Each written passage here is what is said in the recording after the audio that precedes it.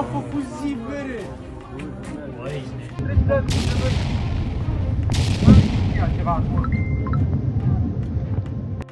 Sebuah fasilitas energi di Orlivka, dekat perbatasan Ukraina-Rumania, menjadi sasaran serangan. Ledakan terlihat dari sisi Rumania dan terekam oleh warga sipil. Beberapa jam kemudian, pertanyaan mulai muncul. Apa yang diserang? Siapa pelakunya? Dan mengapa fasilitas penting seperti ini bisa diserang dengan begitu mudah? Fasilitas yang dimaksud adalah stasiun kompresor gas. Fungsinya penting, tidak hanya untuk Ukraina, tapi juga bagi jaringan energi Eropa. Ini bukan lokasi sembarangan. Lalu, bagaimana bisa target sebesar ini tetap terbuka?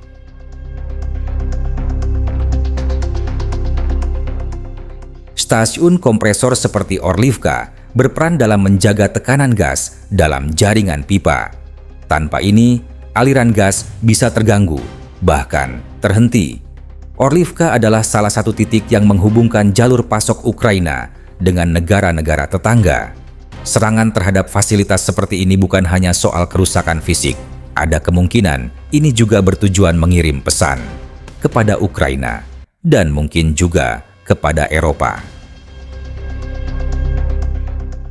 Laporan awal menyebut drone Grand 2 digunakan dalam serangan ini. Drone ini murah, digunakan secara massal, dan cukup sering terlihat dalam konflik. Tapi jika dilihat dari dampaknya ada keraguan, apakah hanya drone yang digunakan? Beberapa rekaman menunjukkan tingkat kerusakan yang tidak biasa untuk jenis itu. Kemungkinan ada senjata lain yang terlibat. Satu kandidat kuat, rudal balistik Iskander M. Dengan hulu ledak setengah ton dan akurasi tinggi, rudal ini mampu menghancurkan infrastruktur keras. Jika benar rudal ini digunakan, maka serangannya tidak spontan. Bukan untuk mengganggu, tapi untuk menghancurkan target secara total. Pertanyaannya, bagaimana serangan seperti ini bisa lolos dari deteksi? Kemungkinan lain adalah rudal jelajah KH-101. Tapi opsi ini kecil. KH-101 diluncurkan dari pembom strategis dan berbiaya tinggi. Tidak efisien untuk serangan tunggal seperti ini. Lebih masuk akal jika serangan dilakukan dengan kombinasi drone dan rudal balistik. Drone untuk mengalihkan perhatian, rudal untuk mengeksekusi target utama. Lalu, bagaimana ini bisa terjadi? Apakah sistem pertahanan Ukraina sedang fokus di area lain, atau memang ada celah dalam jaringan radar mereka? Serangan ini memunculkan kembali kekhawatiran tentang kemampuan Ukraina melindungi aset strategis dalam jangka panjang.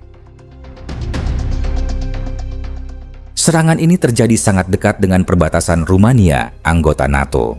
Ledakan di Orlivka tak hanya terdengar, tapi juga terlihat langsung oleh warga sipil di seberang perbatasan. Rekaman amatir pun segera tersebar di media sosial. Lalu, apakah ini hanya soal geografi?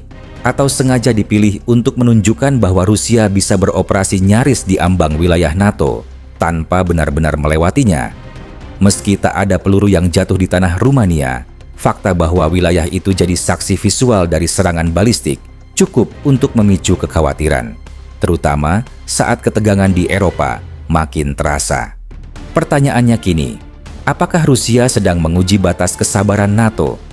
Atau ini hanya tekanan psikologis yang ditujukan bukan hanya ke Ukraina, tapi juga ke negara-negara tetangga? NATO sejauh ini belum merespons secara terbuka. Namun, rekaman warga sipil bisa saja memberi tekanan tak langsung melalui opini publik. Karena dalam geopolitik yang tidak dikatakan, kadang lebih nyaring daripada yang diucapkan.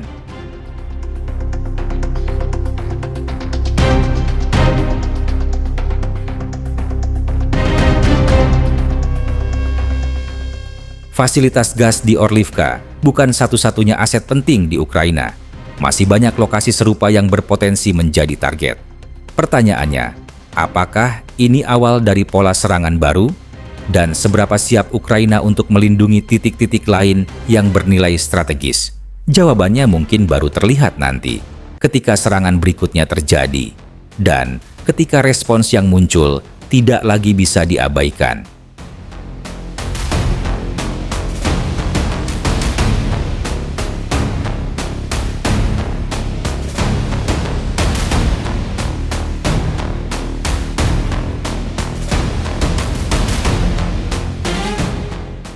Itulah analisis sementara tentang serangan di Orlivka, satu fasilitas gas yang tampaknya jadi target terencana dan dampaknya mungkin belum sepenuhnya terlihat. Pertanyaannya sekarang, apakah ini mencerminkan celah nyata dalam sistem pertahanan Ukraina? Atau justru bagian dari pesan yang lebih besar ditujukan bukan hanya ke Kiev, tapi juga ke mitra-mitra baratnya? Seperti biasa, kami tidak menawarkan kesimpulan yang mutlak. Kami justru ingin tahu apa pendapat kamu. Menurutmu, apakah ini bagian dari pola baru serangan Rusia? Apakah Ukraina mulai kehabisan kapasitas pertahanan? Atau ini hanya kebetulan geografis yang terlihat besar karena lokasinya dekat dengan NATO? Silakan tulis analisismu di kolom komentar. Kita bahas bersama di sana. Dan kalau kamu merasa konten seperti ini penting untuk terus dibahas, dukung channel ini dengan cara sederhana. Klik tombol like, subscribe, dan aktifkan notifikasi supaya kamu nggak ketinggalan video berikutnya. Terima kasih sudah menonton sampai akhir. Sampai jumpa di analisis selanjutnya. Tetap tenang, tetap objektif, dan seperti biasa, tetap waspada.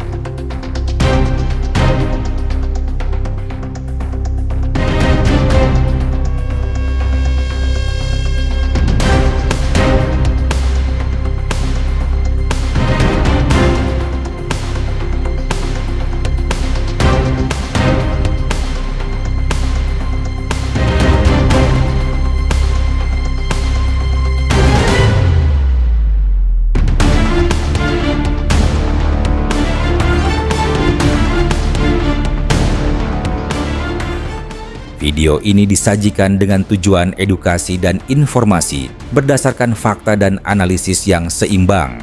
Kami tidak mempromosikan kekerasan, kebencian, atau ujaran kebencian terhadap kelompok manapun.